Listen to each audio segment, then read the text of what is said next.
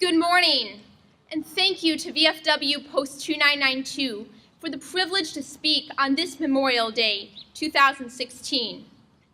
Today, we gather here in Des Plaines and across the country to remember and honor those who gave their lives in the service of our country. As the theme this year is World War II, this uniform I am wearing belonged to a woman who served in the U.S. Navy Nurse Corps in World War II. I want to thank Major General Mark Anderson, Colonel Jim Bathurst, Colonel Ken Kerr, VFW Commander Mike Lake, and most of all, my parents, for reviewing the speech to make sure it was properly communicated. At barely 16 years old, and not having been in the service, much less seen combat, trying to convey the cost of freedom, sacrifice involved, and what that looks like in a Memorial Day speech is not exactly easy. Truthfully, it is a little intimidating. But after spending hundreds of hours in the last 3 years interviewing over 50 World War II veterans and talking with dozens more veterans from all eras, I have learned a bit about what it means to sacrifice. And the influence of these heroes has literally changed my life. The theme for this year is World War II, and the stories I will share in a moment are from World War II. But the sacrifice that was made for our freedom down through America's history is the same. Whether that sacrifice is made on the green fields of Lexington and Concord in the American Revolution, the frozen mountains and valleys of Korea, the jungles of Vietnam, or the deserts of Iraq and Afghanistan.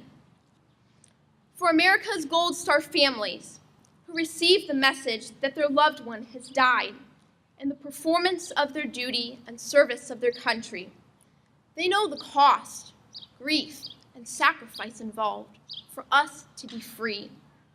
At this time, I would like to ask any Gold Star families to please stand so we can recognize your sacrifice of a loved one for our freedom. We know that your lives were forever changed by this loss. Any Gold Star families?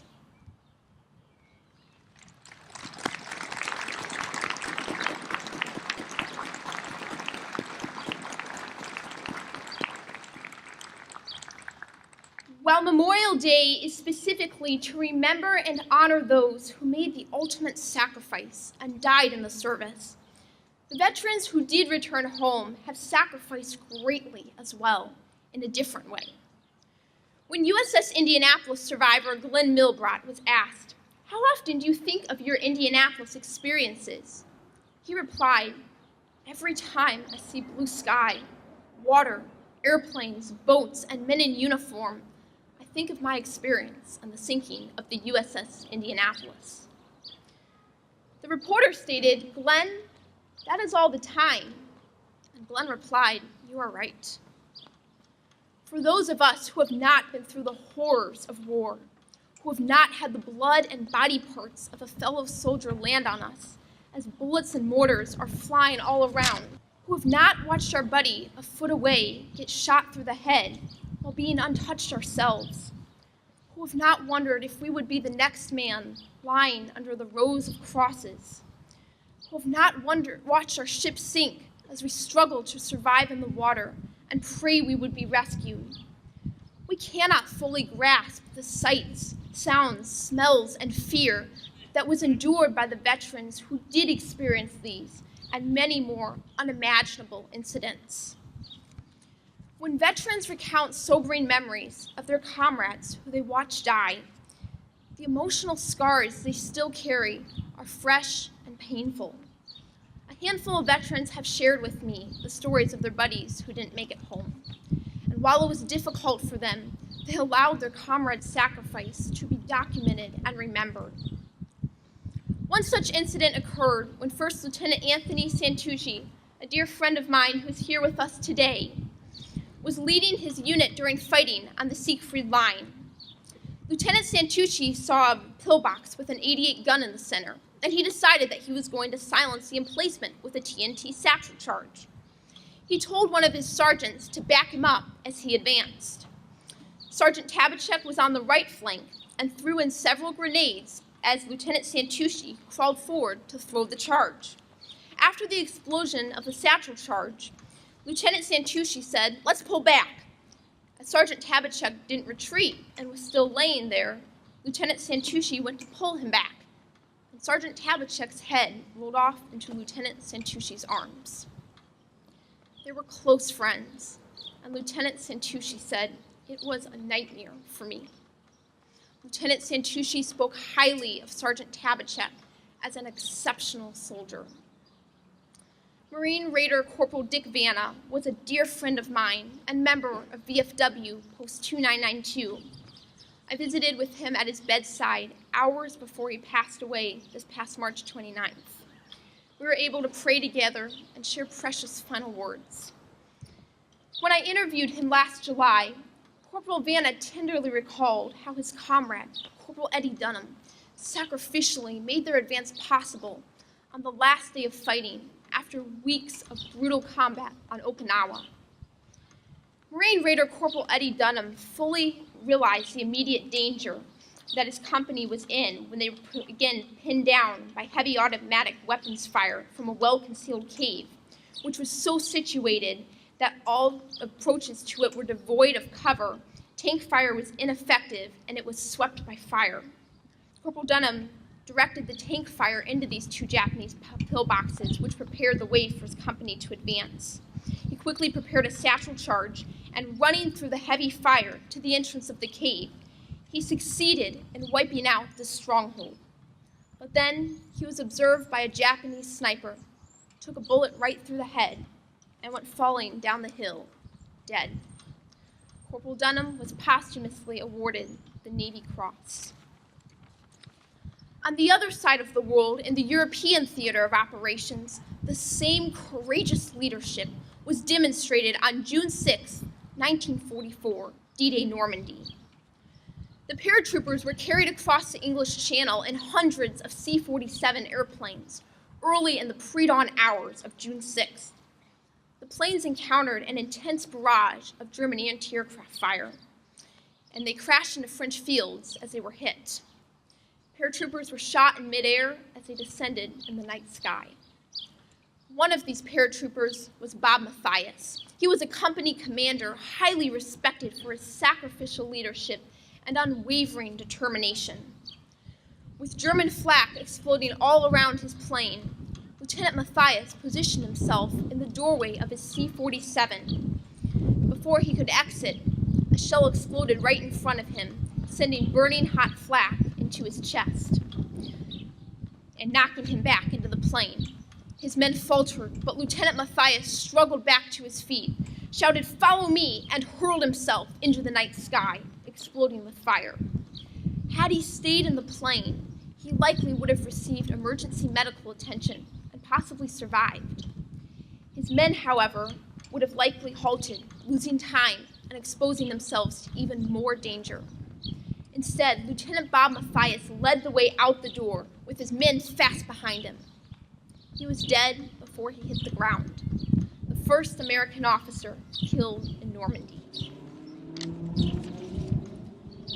While the men could fight and kill the enemy, when they were wounded, the only ones who could provide the medical nursing and caring attention for these men were the American Army and Navy nurses.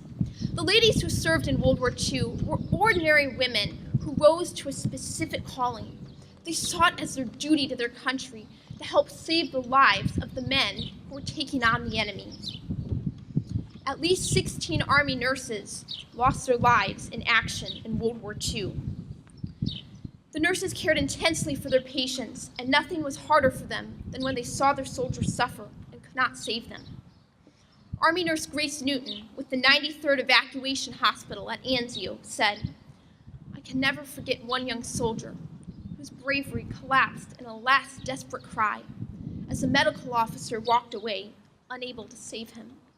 'Nurse, don't let me die,' he said. Kneeling beside his cot, I could only hold him as he died." These nurses did not fight in combat, but all too often, their tent hospitals were in combat zones, placing them in direct danger. Or worse, at times, these hospitals were deliberately bombed by the enemy.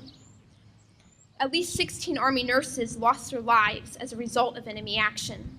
U.S. Army 2nd Lieutenant Ellen Ainsworth was one of these nurse heroes who didn't make it back. She was with the 56th Evacuation Hospital at Hell's Half Acre during the Battle of Anzio when she was severely wounded. During an enemy artillery bombardment, a shell hit the hospital. Despite the severe damage to the hospital, Lieutenant Ainsworth calmly moved her patients to safety. She instilled confidence in her assistants and her patients, thereby preventing serious panic and injury. Her courage under fire and her selfless devotion to duty were an inspiration to all who witnessed her actions. She died 6 days later and was buried on Anzio beachhead beside the soldiers she served with. Saying final goodbyes to fallen comrades resting in American cemeteries on foreign soil was a heavy grief for those who remained of that unit.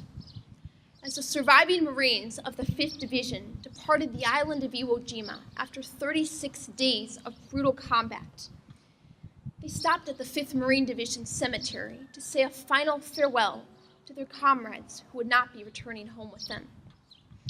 There at the cemetery stood a makeshift sign that read, "When you go home, tell them for us and say, for your tomorrow, we gave our today, Semper Fi."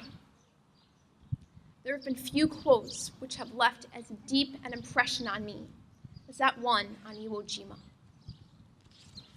My hope in sharing these sad and graphic stories is that we who have inherited the precious gift of freedom can have a glimpse of the price that was paid to be free men, and therefore we should have an undying gratitude to the veterans who endured these horrors, to the heroes who cannot come home, and for the liberty they purchased by their blood.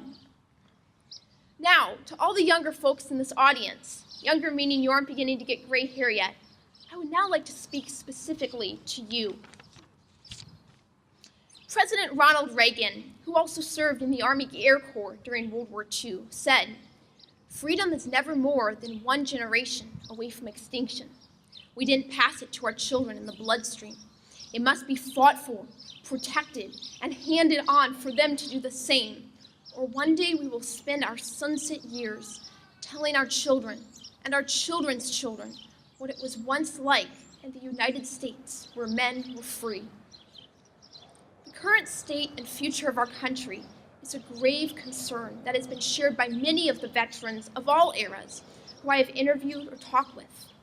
Veterans are dismayed and grieved at the lack of appreciation for freedom our country shows as a whole, at the complacency of the masses when it comes to protecting our God-given constitutional rights, at the quickly growing attitude of, if it doesn't affect me, then I don't care, and the many who lack the willingness to work hard and expect everything for free. I began studying the principles of liberty that America was founded on and the U.S. Constitution at about the same time I first read of the USS Indianapolis at age 12. When I learned of the sacrifice that has been made for our country, the rights we have according to the Constitution, and the freedom we possess, I began to view the freedom we have in America as a priceless, invaluable treasure, which I as an American youth have inherited through the blood and sacrifice of countless American heroes. When I asked World War II veteran William Howland how he would like us to view freedom, he replied, as essential. He explained that if you don't have freedom in a country, you don't have anything, and your life is controlled by those in power. General Dwight D. Eisenhower warned, "History does not long entrust the care of freedom to the weak or the timid." We are at a crossroads in our country where the traditional moral values and principles of freedom that have guided our country for generations are at serious risk of being lost. Many in our country have become weak and complacent about standing up against wrongful, unconstitutional, and immoral rules. And if we do not take a stand now, then all that our forefathers and veterans have fought and died for will be lost. To lose our freedom to an invading army would be grievous, but to hand over our liberty to dictators who will ruin America is treason. our troops would fight to their last breath against invading military forces. But will we, the people, fight against the domestic forces that threaten our country's existence?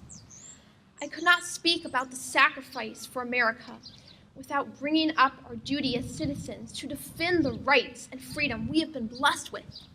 Citizens do not fight on the battlefield. Their realm to defend is right here at home, holding lawmakers accountable to uphold the principles of freedom, prosperity as a result of hard and honest work, and traditional Judeo-Christian moral values. Ronald Reagan admonished us, above all, we must realize that no arsenal or no weapon in the arsenals of the world is so formidable as the will and moral courage of free men and women. My question to each of you today is this: do you love and appreciate your freedom enough to stand up for it? Are you willing to use the weapon of moral courage to hold your elected officials accountable to following the Constitution and moral rules? Do you realize that the only reason you have freedom today is because those who went before you saw freedom as priceless enough to fight and even die for? As Reagan said, let us be sure that those who come after us will say of us in our time, that in our time we did everything that could be done. We finished the race, we kept them free, we kept the faith. May we in our generation be faithful to preserve and defend what our forefathers have fought and died for. Thank you, and God bless all our veterans.